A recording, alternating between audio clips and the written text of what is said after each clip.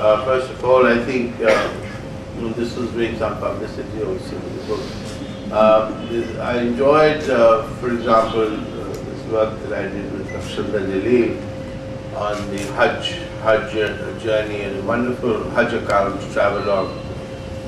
written in 1929, and discovered the hazards, perhaps for the first time, of translating, particularly from Urdu into English, a tradition which is relatively new. I'll go into the history of that, but the number of translations of Urdu texts into English are few and far between, and it is only with Katha and Kali for women and some such publishing houses that Urdu translations have been organized, and people have been, as it were, exposed to the writings. I've also done a wonderful travelogue of Sayyid Ahmad Khan,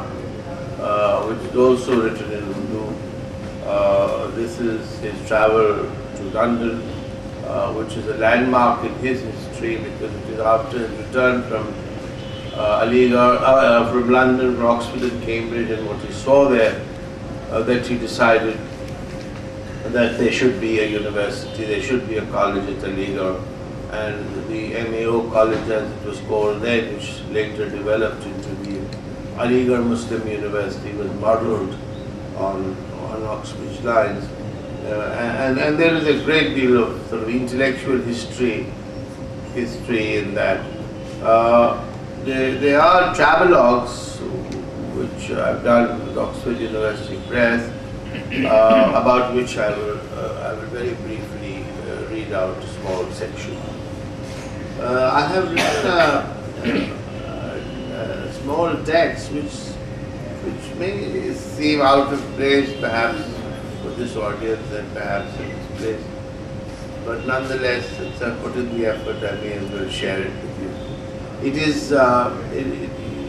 may not be acceptable to some of you. It may sound a bit harsh, but this is what I believe in, and I think it's important that when you talk of voices, then this little voice should also be heard. I realize, of course, as indeed many people, all of you here do, that translation, both commercial and literary, is growing phenomenally in today's globalized world.